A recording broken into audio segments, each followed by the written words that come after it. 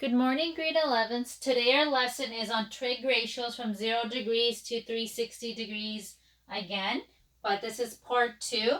I've taken 3 days to go over this one lesson. For today's lesson, we have to know some special angles. In order to know those special angles, you have to memorize 2 triangles that you need to know the measurement for. So our first one is a 30, 60, 90 triangle. The theory behind this one was it started off to be an equilateral triangle. Okay? And an equilateral triangle means that all 3 sides are the same and all 3 angles are the same. If angles in a triangle add up to 180, that means each of these angles were 60 degrees. Okay. Then to form the triangle we need, because we're going to either have 30 or 60 as our reference angles. What happened was this triangle was cut in half. So they went from here, and we're going to make our sides 2. So if I cut this angle in half and I cut this here, my new triangle becomes, that's my 90. This is still 60. Now this has become 30 degrees. This is still 2, because I never did anything to that side. But this side got cut in half, so this becomes 1. To find this missing piece, I'm going to use Pythagoras. 2 squared minus 1 squared, the square root, gives me the square root of 3. So the first triangle you have to memorize is this one. And the way I get the kids to memorize this one, or another little trick, is that when you look at this angle was cut in half, therefore that side was cut in half. So opposite 30 is always going to be 1. Okay, 90 and 2. Another one is going to be the square root of 3. So this is a triangle you need to know. And the way they came up with this triangle was, originally it was an equilateral, which was cut in half. The second triangle you need to know is a 45-degree triangle. This is an isosceles triangle. If I look at my isosceles triangle means that 2 sides are the same. In this case, 1 and 1. And to find this hypotenuse, because this is 90 degrees, 1 squared plus 1 squared gives me 2. So this becomes a square root of 2. That's how I get the sides. This angle is going to be 45. This angle is going to be 45. Why? Because an isosceles triangle has 2 equal sides and 2 equal angles. And angles in a triangle have to add up to 180. So if I know this is 90, I got to split 90 in half, so I get 45 and 45. This is a second triangle you have to memorize. So you need to memorize that across from 45 is always 1, and your hypotenuse is always going to be root 2. So these 2 triangles are very, very important for today's lesson. I'm going to go over a couple of questions from today's, but these triangles will play an important part of today's lesson. Example 1. Example 1 is asking you to find the ratio for theta 135. So your first step is to draw your angle in standard position. Your angle is 135, is positive, so I'm going to go counterclockwise. So this is my initial arm, so my terminal arm should be in this angle. So I know from here to here is 135 degrees. So that's step 1. Step 2 is find your reference angle. To find my reference angle, remember, your reference angle is angle formed with the terminal arm and the closest x-axis. So I want to find this angle right here.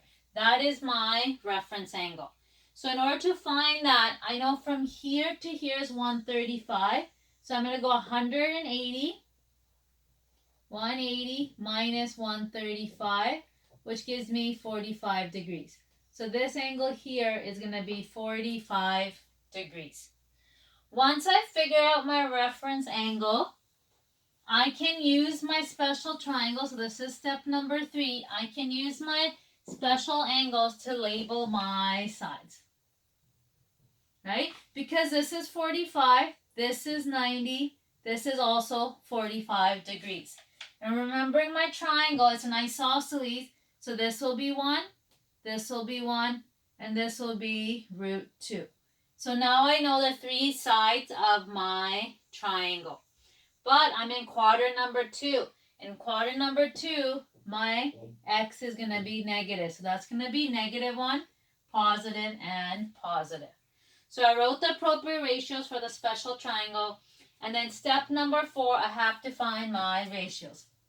So remember, sine theta is opposite over hypotenuse. So 1 over root 2.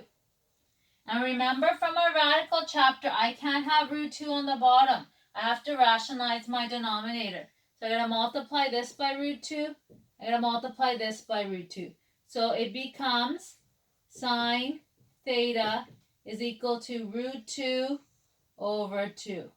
That is your final answer for sine theta.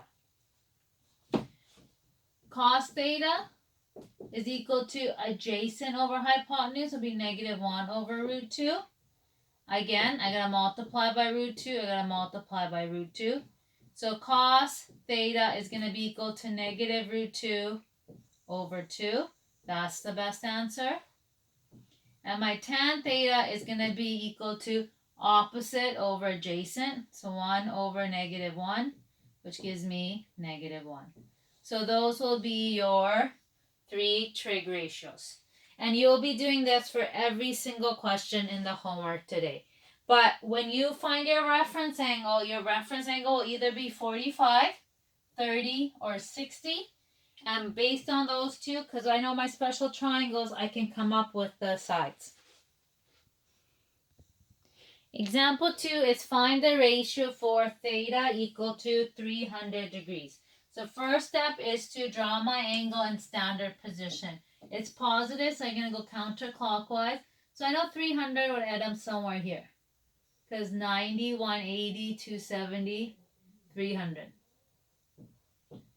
That's step number 1. Step number 2 is to find my reference angle. My reference angle is always with my terminal arm and the closest x-axis.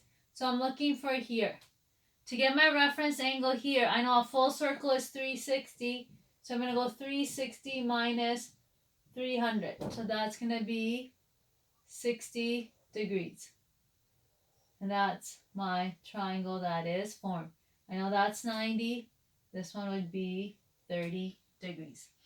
So if I look at the question this time, I have my 60, 30, 90 triangle.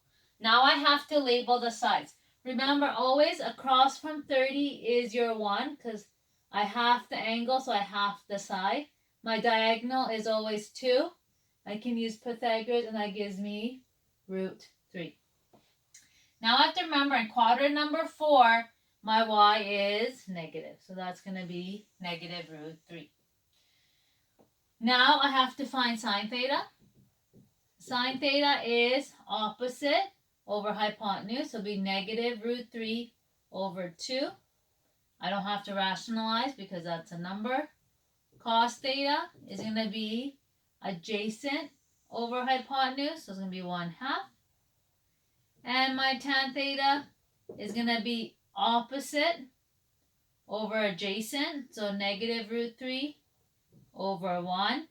Or you can write it as tan theta is equal to -root 3. And that is your final answer. So like I said, I did one of each triangle. Your 3 reference angles are either going to be 60, 30, or 45 for today's lesson. So those were 2 special triangles, but we also have angles that hit our axes. What do I mean by that? We have special angles like 0. So if I have this as my Cartesian plane, here is 0 and 360. That's 90, 180, 270. So what happens if my angle is 90 degrees or 180? So since we can't create triangles at the axis, we can use a unit circle to find the trig ratio. What a unit circle is, a circle going around your Cartesian plane with a radius of 1. So if I were to, in quadrant number 1, if I were to create a triangle That's my theta. That's y. That's my x. And this is my unit circle. So I know my x from here to here is 1. Y is going to be 0. From here to here, x is 0, but y is 1. Here is going to be -1 and 0, and here is going to be 0 and -1. So those are points on my unit circle. So if I look at this, sine theta is always opposite over the hypotenuse. In this case, it would be y over 1, so it's equal to y. Cos is adjacent over hypotenuse, so x over 1 is x. And tan theta is opposite over adjacent, so y over x. So this is a little theory of how I'm going to get the answers that we get. So if I ask you to find 90 degrees, if I ask you to find 0 degrees, I know it's right here. So 0 degrees and 360, if I ask you for cos 0 or sine 360, I look here. My sine is always going to be 0 because if I look at here, my y is 0. My cos is my x, which is 1. And my tan is going to be y over x. Y was 0, so 0 over x gives me 0 because 0 over 1 gives me 0. If I asked you for 90 degrees here, okay, my point is 0, 1. The top is sine. My sine is my y. My y is 1. Cos is my x, which is 0. And this is u for undefined because when I go my y, 1 divided by 0, I get undefined. Okay, so if I chose 180 degrees, which is over here, your sine theta is going to be 0 because that's your y.